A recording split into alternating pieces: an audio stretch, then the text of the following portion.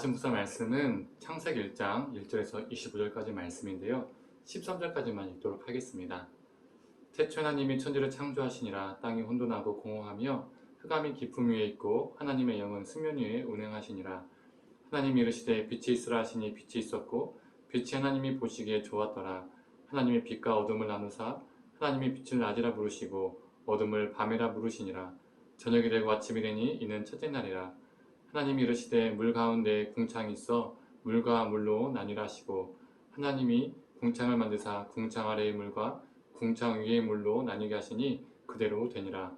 하나님이 궁창을 하늘이라 부르시니라. 저녁이 되고 아침이 되니 이는 둘째 날이니라. 하나님이 이르시되 천하의 물이 한 곳으로 모이고 묻이 드러나라 하시니 그대로 되니라. 하나님이 묻을 땅이라 부르시고 모인 물을 바다라 부르시니 하나님 보시기에 좋았더라. 하나님이 이르시되 땅은 풀과 씨 맺는 채소와 각기 종류대로 씨 가진 열매 맺는 나무를 내라 하시니 그대로 되어 땅이 풀과 각기 종류대로 씨 맺는 채소와 각기 종류대로 씨 가진 열매 맺는 나무를 내니 하나님이 보시기에 좋았더라.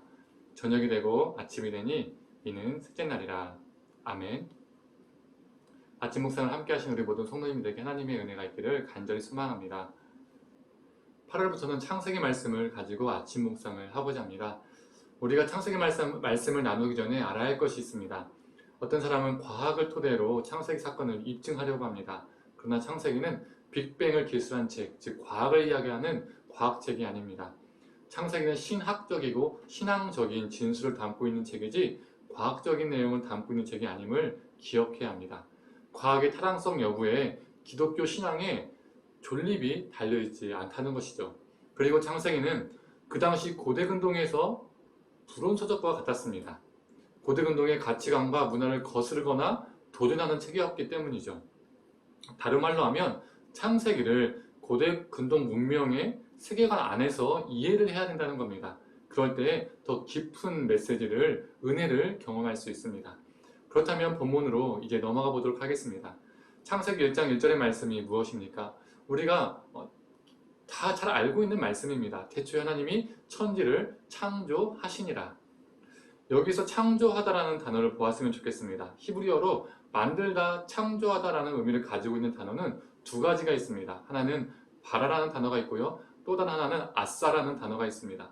그런데 오늘 본문에서, 이 창세기 1장을 통틀어서 바라와 아싸라는 단어 중에서 오직 한 단어만이 이 창조 사역에 사용이 됩니다. 어떤 단어가 사용되었을까요? 바로 바라라는 단어가 사용되었습니다. 이 바라라는 단어는 오직 하나님이 주어일 때만 사용되는 단어입니다. 즉, 이게 무엇을 말해주는 것일까요? 창조의 주체가 다른 누군가가 아닌 오직 하나님이시다라고 이것을 말하고 있는 것이죠. 그 당시 고대 근동의 땅에서 수많은 사람들은 각자의 신들을 믿었지만 그 한복판에서 오직 하나님만이 창조주시다라고 선언하는 말씀입니다. 이 시작이 창세기의, 그리고 성경의 시작인 것이죠. 그렇다면 첫째 날부터 여섯째 날까지 무엇을 창조하시죠? 첫째 날은 빛을, 그리고 둘째 날은 궁창을, 셋째 날은 땅이 드러나게 하십니다. 그리고 넷째 날은 광명체를, 또 다섯째 날은 물고기와 새들을, 그리고 여섯째 날은 동물들과 사람을 하나님께서 창조하시죠.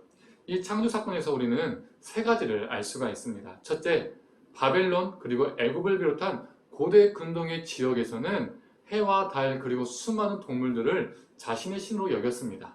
예를 들어서 애굽은 태양을 신으로 모셨죠. 그리고 가나안 땅에는 이 바알의 형상이 무엇이었습니까? 소였습니다. 그러나 하나님이 해와 달을, 그리고 동물과 식물을 창조하셨다는 것은 그 어떠한 것도 인간들이 섬길 존재가 아니라 그 모든 것들은 하나님의 피조물에 불과하다라는 것을 말하고 있는 것입니다. 다실론이 지배하는 이 고대 세계에서 하나님의 이 창조 사건에 대한 기록은 철저한 비신화화를 선언하고 있는 것이죠. 그래서 피조물이 세상을 다스리고 인간을 다스리는 것이 아니라 오직 유일하신 하나님을 통해서 피조세계가 통제되고 돌아가고 있음을 말하고 있는 것입니다. 두 번째로 혼돈과 공허, 즉 무질서를 질서로 바꾸시는 하나님이십니다. 첫째 날과 여섯째 날까지는 패턴이 있습니다. 어떤 패턴일까요? 첫째, 둘째, 셋째 날은 거주하는 영역을, 그리고 넷째, 다섯째, 여섯째 날은 그 거주 영역에서 거주하는 존재들이 창조가 됩니다. 그리고 첫째 날과 넷째 날, 그리고 둘째 날과 다섯째 날, 그리고 셋째 날과 여섯째 날이 짝을 이루어서 연결이 됩니다. 한번 볼까요? 첫째 날의 피조물인 이 빛이라는 이 영역에 넷째 날의 피조물인 해와 달과 별이, 그리고 둘째 날 물과 하늘이라는 이 영역에서 다섯째 날의 피조물인 물고기와 새들이 창조되고요. 셋째 날의 피조물인 이 땅이 드러나죠. 이 땅이라는 이 거주 영역에 여섯째 날에 피조물인 짐승들과 땅의 짐승들과 인간이 창조됩니다. 이렇게 하나님은 그 존재가 창조되기 전에 그 존재가 거주할 영역, 있어야 할 영역을 먼저 만드셨다는 것이죠. 이렇게 창조 사건 속에서 질서의 하나님을 발견하게 됩니다. 고대 근동의 신들은 싸움과 전쟁, 시기와 질투, 그리고 탐욕으로 혼란과 무질서를 가져왔지만 하나님의 창조 사건은 우리 하나님은 질서의 하나님이라는 것을 선언하는 것이죠. 너희의 신들은 무질서와 전쟁과 혼란의 신들이지만 우리 여호와 하나님은 창조의 질서의 하나님이시다라는 것을 선포하고 있는 것입니다. 그리고 세 번째로 우리 하나님은 첫째 날에서 셋째 날의 피조물, 즉 영역이 되는 피조물들에게 장명을 해주셨다는 겁니다. 5절을 보면 빛을 낮이라 부르시고 어둠을 밤이라 부르시고 8절을 보면 궁창을 하늘이라 부르십니다. 하늘이라는 이름을 지어주셨죠. 또 10절을 보면 묻을 땅이라고 이름 붙여주십니다. 이것이 무엇을 말해주는 것일까요? 장명을 해주었다는 것은 그 영역의 주관자가 누구인지를 말해주는 것이죠. 빛의 영역과 하늘의 영역과 땅의 영역의 주관자는 다른 누가 아닌 오직 여호와 하나님이시다라는 것을 말하고 있습니다. 그렇다면 그 영역에 거주하는 모든 피조물들, 해와 달과 별과 그리고 물고기와 새와 식물과 동물들 그리고 인간, 그 모든 것들이 누구의 것이라는 것이죠?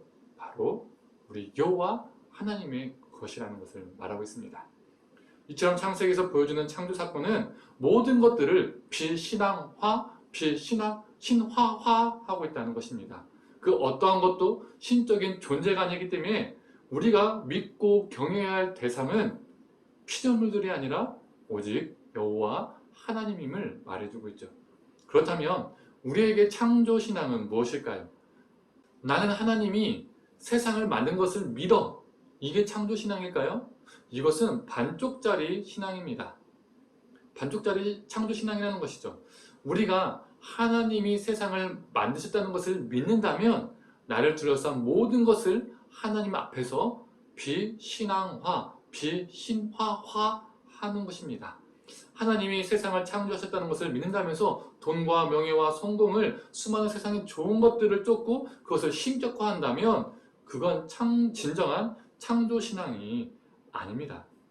돈, 명예, 성공, 성적, 학벌, 스펙, 출세, 심지어 사람 등 그 모든 것들, 내가 의지하고 믿는 것들, 내가 또 의지하고 싶은 것들, 내가 쫓고 싶은 것들, 믿고 있는 것들, 그 모든 것들 하나님 앞에서 철저히 비신화화하는 것이 창조신앙입니다. 그리고 내 삶의 질서는 그것들이 잡아주는 것이 아니라 오직 여호와 하나님이 내 삶의 질서를 잡아준다는 것을 믿는 것이 창조신앙입니다. 사랑하는 성도님들, 오늘 하루도 우리 삶의 모든 것들을 비신화화하면서 주님 안에서 질서, 주님의 질서 안에서 살아가는 창조신앙으로 살아가기를 간절히 축원합니다. 기도하겠습니다. 하나님, 창세기 말씀은 그 당시 고대 근동에 있는 신관을, 세계관을 도전하는 또 부정하는 거스르는 말씀입니다. 하나님, 하나님께서 이 세상을 창조하셨다는 것, 모든 것을 비신앙화하고 비신화화하는 것을 우리가 듣고 깨닫게 됩니다. 하나님, 우리가 삶 속에서 신격화하는 것들, 그리고 우리가 주인 삼는 것들이 무엇입니까? 그 모든 것들을 신앙화하는 우리가 되게 하여 주시옵소서. 그리고 우리의 삶을 잡아주는 것, 우리의 삶의 질서를 잡아주는 것은 돈과 명예와 성공과 세상의 좋은 것들이 아니라 오직 여호와 하나님임을 기억하면서 살아가는 창조 신앙으로 살게 하여 주시옵소서. 모든 것을 감사드리며 사랑에 많으신 예수님의 이름으로 기도드립니다. 아멘.